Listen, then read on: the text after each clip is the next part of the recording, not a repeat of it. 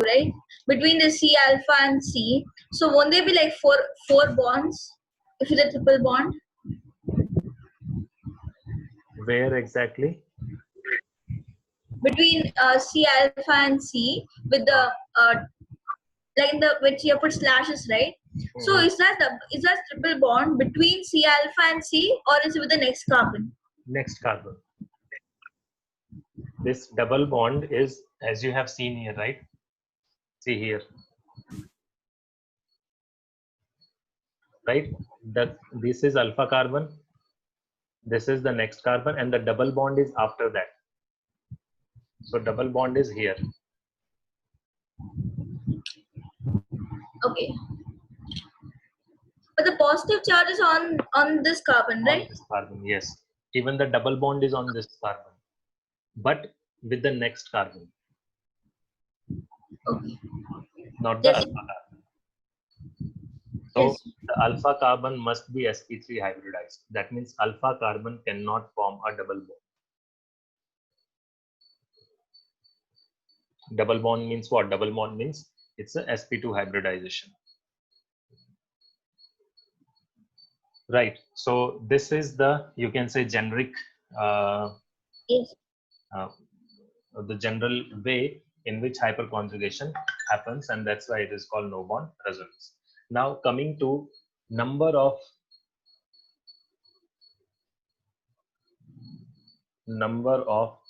hyperconjugating structures. So that is also very simple. It's going to consider only alpha hydrogens or the hydrogens attached to alpha carbon.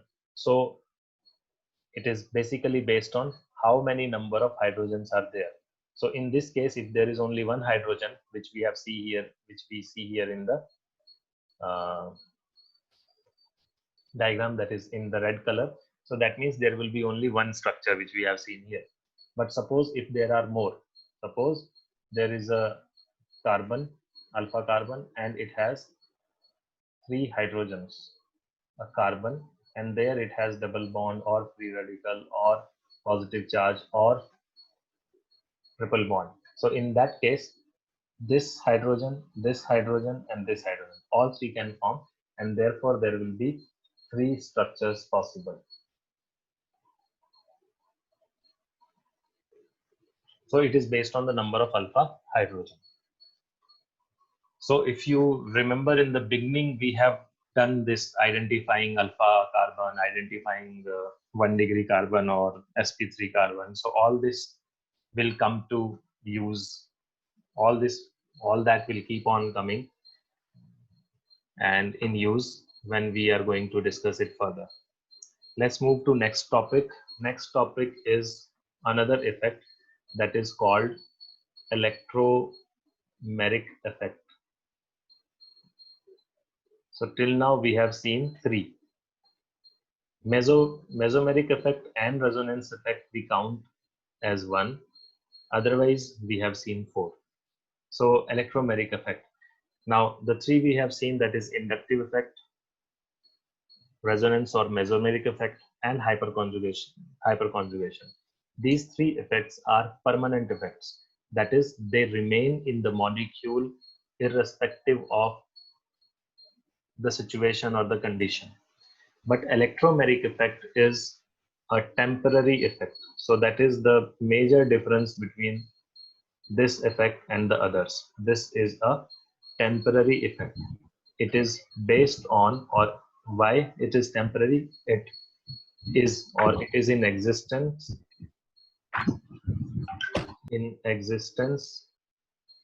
only in presence of some reagents. If that reagent is not there, or if that media or the medium, right, is not there, it won't be there, it won't exist. That's why this is called a temporary effect. So this is the only electronic effect which is temporary in nature and depends on the reaction conditions.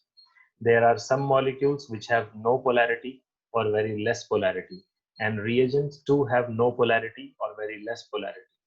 But it is seen that the chemical reaction occurs in such molecules. So if there is no polarity in reactants and there is no polarity in the reagents, right? That is, our substrate is non-polar and the reagent is non-polar. So in such cases, because both are non-polar, so there should not be any reaction, but reaction still happens. Now, to explain in such reactions, we cannot use the concept of resonance. For resonance, polarity has to be there. We cannot explain in terms of hyperconjugation. For hyperconjugation, polarity has to be there. Even inductive effect. So a new concept, electromagnetic effect, is used to explain such reactions. Right? So let's see or try to understand it by some example. So say, for example, bromination of alkene.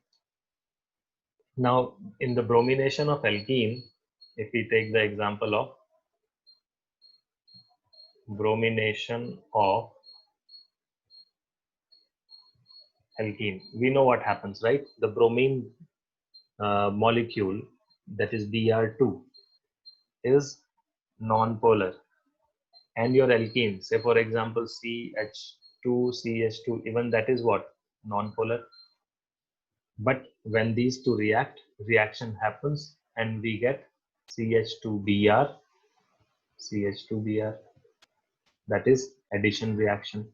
So it happens. Both are non-polar, but still it happens. Right? So how does it happen? Now, to explain such reactions, we say that organic unsaturated molecules has initially very less polarity or no polarity. But on close approach of reagent, electronic system of unsaturated molecule is deformed and creates polarity, which leads to chemical reaction. But when the reagent is removed, without allowing the reaction to take place, electronic system again revert back to the original position. Now, as the polarity of organic molecule depends on the presence of reagent and is not solely present in molecule, so this effect is called temporary in nature. Right? So how does that happen? Br2 is non-polar, CH2CH2 is non-polar, but when they come together, Br2 introduces polarity in CH2CH2. That is, the bromine introduces polarity in alkene. Here in this case, ethene. Ethene is non-polar. It's, as you can see here, this is a completely symmetric molecule. So there is no chance of having a polarity here. So there is no polarity in CH2CH2, or you can say that there will be very, very less polarity in ethene. But when Br2 comes into picture, and Br2 is electronegative, so it withdraws electron or draws electron towards itself. So it introduces a polarity in this alkene. So we can try to understand this by understanding the mechanism of such reaction. For example, here in this case, bromination of alkene. So how it happens?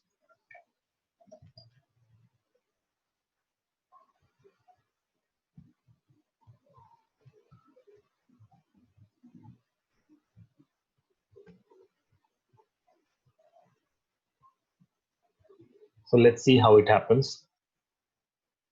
These mechanisms are actually step-by-step process by which we try to explain the observable result. On the approach of bromine, when this bromine approaches the CH2CH2 or ethene, an electronic repulsion occur between the lone pairs of the electrons of bromine and pi electrons of alkene. So say we take an example of this double bond which we have seen here. So when this bromine comes closer to this, it introduces a polarity. Why polarity? Bromine has lots of lone pair. Bromine actually has, if bromine is forming a bond here, so the lone pairs will be 3. One lone pair, second lone pair, third lone pair. So bromine has 3 plus 3, 6 lone pairs, right? So when this will approach the alkene, which we see here, there will be an electronic repulsion between the lone pairs of bromine and pi electrons of this ethene. So this ethene is like this, CH2 double bond CH2. So there is a pi orbital and there is a bond between these pi orbitals. So that is actually your double bond. So that means there are electrons. So these electrons, which is pi electrons, now there will be repulsion between these two. That is the lone pairs in bromine and the bonded pi electrons in alkene. This electronic repulsion creates temporary polarity in the molecule. So now the molecule, this molecule, the molecule which we see here, there is a polarity in that. So what happens now? The CH2 double bond CH2, there is a partial or some positive charge here, because if it will be repelled by here, it will move towards this. So there is a partial positive charge here and partial negative charge here. That is nothing but polarity. Now this is polarity, but this polarity is due to the presence of Br2 here. So that's why this is also called temporary polarity. Obviously this is temporary. Right now, negative centers of carbon attacks over the partial positive center of halogen, breaking, and same thing happens in case of bromine as well.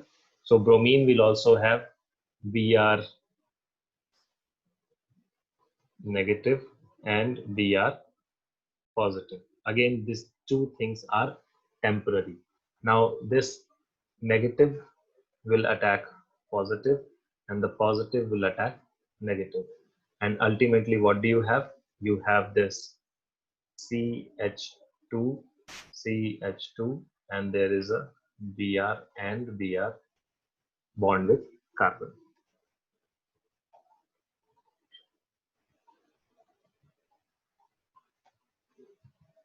Right, and this is again the last step is also not just one step process, right? That last step is actually a two-step process.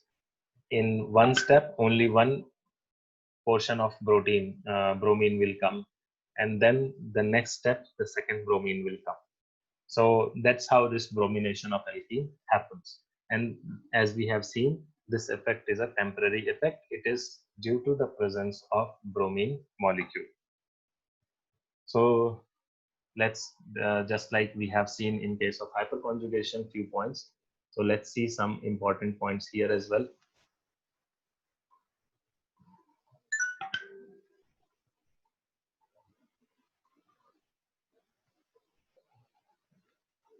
One by one. So it's a temporary effect that we have already seen. And if the as electrons reverse to the original state on removal of reagent. Now this causes complete transfer of electron from one atom to another. Consequently, one end is positively charged and another is negatively charged. So first, it is temporary effect. Second, there is a complete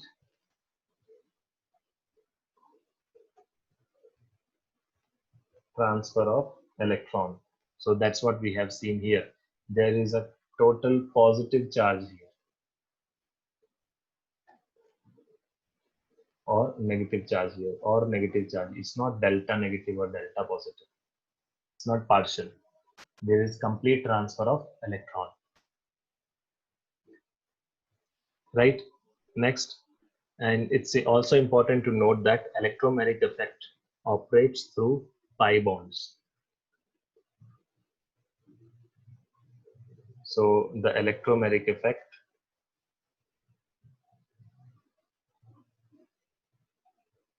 operates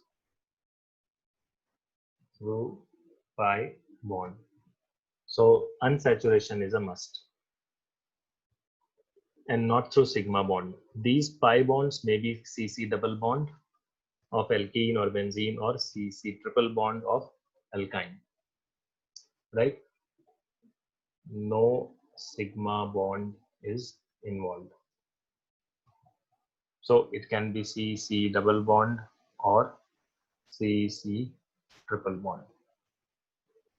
Next point, aromatic hydrocarbons like benzene also do not have polarity, but they still give halobenzene as product on treatment with halogens in presence of some acids, and that can be also explained on the basis of electromeric effect. So concepts like bromination of alkene or halogenation of benzene. So all these things are based on electromeric effect.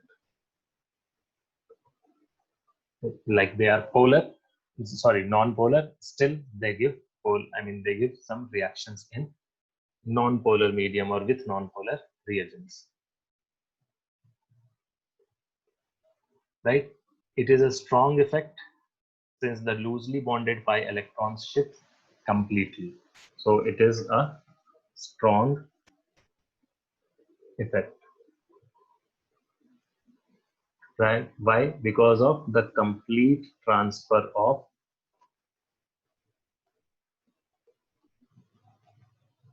electrons.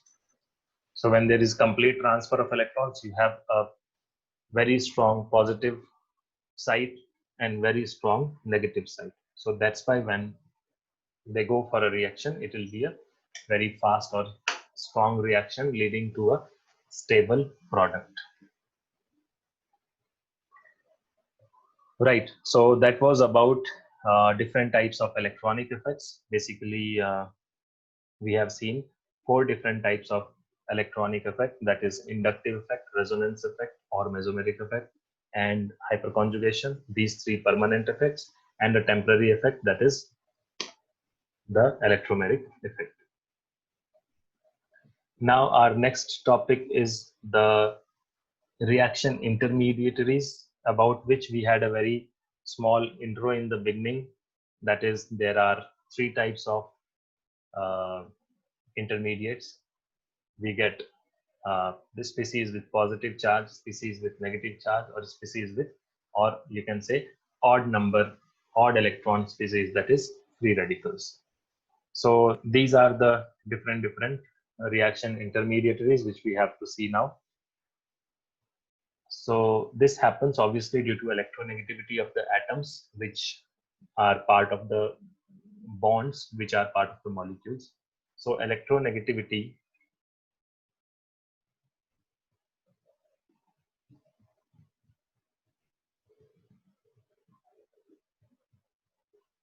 the resonating structures in aryl groups will be same. I mean, they will follow the same logic, the logic which we have seen in the alkyl group. There are only 13 possible cases which we have already seen.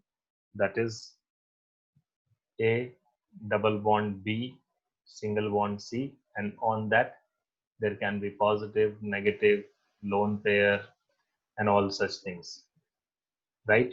Only these are the possible cases. And even if we see aryl molecule, right? For example, this benzene. So what we see here is the same thing. There is A double bond B single bond C, and on C there is a double bond. So this is actually like this: A double bond B single bond C, and on C there is a double bond. So this is something which we have already discussed. Now in future we may need or I'll send some worksheets to practice the resonating structures, or to practice to write resonating structures for these as well. So there won't be any difference due to, I mean, if there is an aryl molecule or there is an alkyl molecule or aliphatic molecule. if they have this sequence, right? A double bond B, single bond C, and on C, those possible things, then they'll follow the same rules, which we have already seen earlier, right?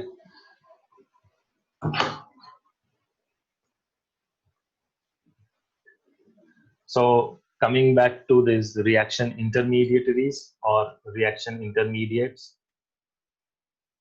we know that electronegativity of atom has great role in deciding the type of organic reactions shown by any compound. On the basis of this electronegativity difference between two atoms forming the covalent bond in a compound.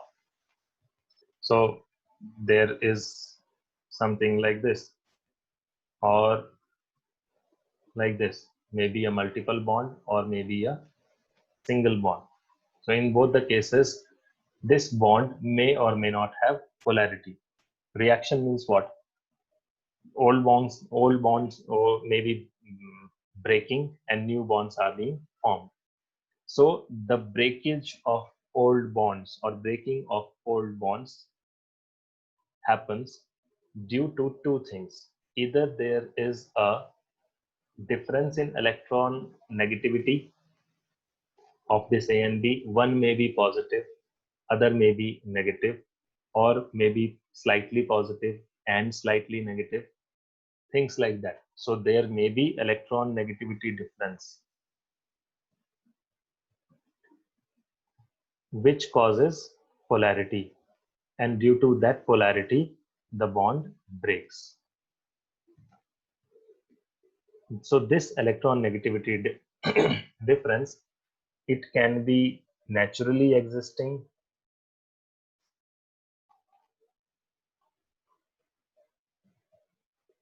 or it can be, you can say, induced due to a reagent, which we have already seen in case of bromination just above. Right. So on the basis of this electronegative difference between two atoms forming the covalent bonds in a compound, the nature of organic reactions and nature of attacking reagents are decided. On the basis of this difference only, a covalent bond of organic compound is broken by two different ways to generate different types of short-lived species, which are commonly called reaction intermediates. So first, let's see the ways of breaking bonds. When electron negativity of two bonding atoms is same or nearly same, then the breaking of bond, one electron of the bonding pair goes with each of the leaving group. This is called homolytic breaking or homolysis, or homolytic fission or homolytic cleavage, right? So that is breaking of bond. So if there is no difference, then such cleavage is called homolytic cleavage or homolytic breaking. When this happens, when there is no difference in electron negativity. Otherwise, there will be heterolytic cleavage or heterolytic breaking. Right? This happens when there is difference in electronegativity. We'll come back to this. So let's discuss, say, homolysis first. So what happens when there is homolysis? So here, suppose A and B are bonded together and there is no electron negativity difference.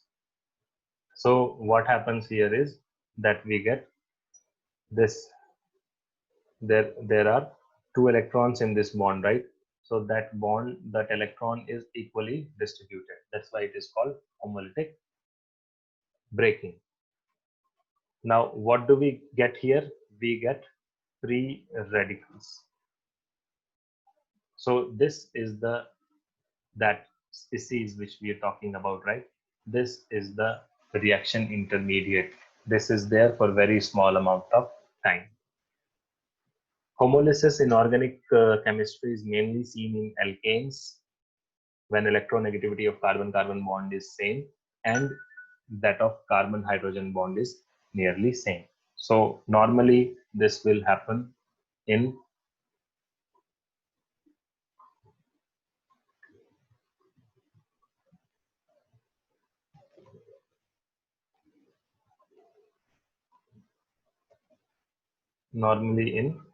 alkanes. Why? Because carbon-carbon electron negativity is almost similar to carbon-hydrogen electron negativity. There is no much difference between these two electron negativity. Now, such species are very reactive. So, when we are discussing this process, we are discussing free radicals. So, when we talk about free radicals, some properties of that. So, such reagents are very, very reactive. So why very reactive? Because they are odd electron species. So what is the nature of most of the reagents which we see? They try to complete the octet or having a pair or try to do pairing with some electrons from the nearby atoms in order to gain the or make a pair. So that's what we see here, that these molecules lack that pair. Instead, they have odd number of electrons. So that's why they are very reactive, and reactions which proceed through homolytic fission are known as free radical reaction. So they are very reactive. Next, the free radicals are unstable, obviously because they are reactive, that means they are very unstable, and they react with other radicals or molecules by gaining one electron to restore the stable bonding pair. So very reactive means very unstable. So if they are very unstable, then how to gain stability? Simple, that is by accepting one electron from other species. Simple. Now this homolytic fission generally takes place either in, and obviously how this, because there is no polarity of themselves, right? They don't have polar nature. And when a bond breaks, suppose there are two people uh, doing a handshake or say pulling each other's hand. So now if they are equally powerful, it will be very difficult for them to, and for one of them to pull one person towards himself. But if one is more powerful and one is less powerful, the more powerful will simply pull and will be able to successfully pull the one which is less powerful. Similar thing is there in this case of bond cleavage or when bond breaks. So if one is more electron negative, one is less electron negative, more electron negative will pull the bonded electron towards itself, and it will be easy for the bond to break because there is a polarity introduced. But if there is no polarity introduced, it will be very difficult to break. And because it is very difficult to break, so the compound which will be formed will be very, very less stable. And because it is very less stable, it will be very highly reactive, right? So this homolytic fission which takes place is generally, so this homolytic fission cannot happen on its own. For example, two people of equal strength are pulling each other. They won't be able to pull one towards themselves, right, and defeat other. But if there are some conditions or if there is change in if there is some change in condition, if there is, so they actually need some extra elements in order to win. That extra element may favor one of them, and then they can win. Right? And but because they are equally powerful, so they will not take the entire, it's not like one of them will take the entire uh, thing with himself.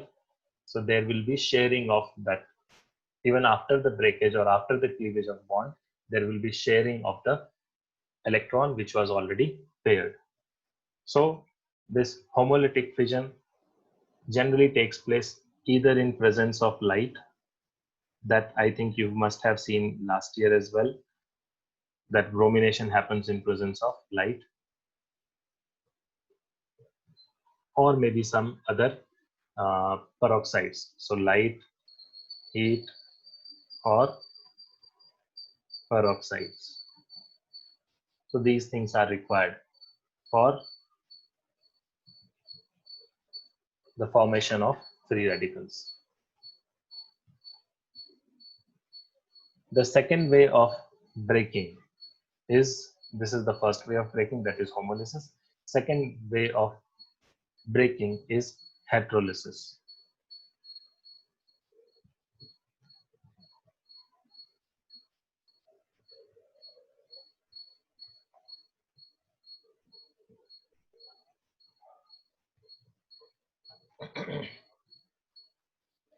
That is when there is this bond between A and B, it will break.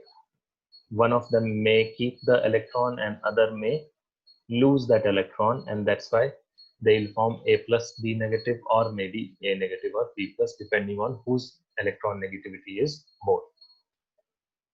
So it always gives an anion or cation, right? If carbon acquires the positive charge, then that is called carbocation. Carbon with a positive charge will be called carbocation, and carbon with the negative charge will be called carbanion. These organic reaction intermediates are again very short-lived species, and then try to quickly convert into a stable molecule, right? They will be again very, you can say, highly reactive. They are intermediate. They have to be highly reactive and less stable, right? And that's why we say that they are short-lived. That's why they are intermediates, right? Their existence can be proved by they are the reactions intermediate which are observed in many organic reactions, such as alkyl halide, alcohol, ether, alkene, alkyne. All these chapters which we'll see later, they all involve these reaction intermediaries or intermediates. Reactions which involve heterolytic regions are called polar or ionic reactions. So these reactions are called polar or ionic reactions. And the one which we saw earlier, they are called free radical reactions. A free radical will always react with a free radical or a species which is having odd number of electrons, right? That is heterolysis, that is polar or ionic reactions. Now those reactions in which carbanion is formed as an intermediate are said to proceed with carbanionic mechanism, and those without, those with carbocation will be called carbocationic mechanism. The mechanism involved will be called carbocation mechanism. So by carefully analyzing organic reactions, it has been found that there are generally 6 reaction intermediates, which we will see in our whole organic chemistry. So there are these 6 types of reaction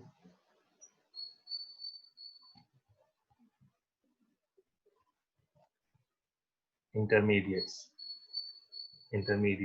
And what are they? They are carbocation, right, or carbanion, and free radicals.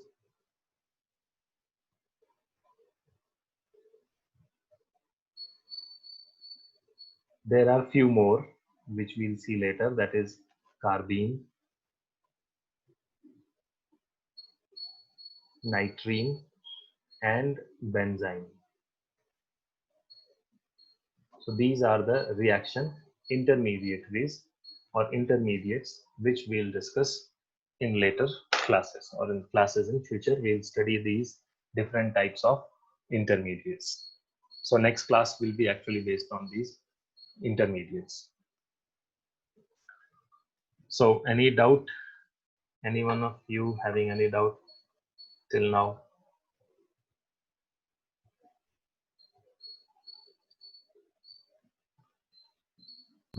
No, sir.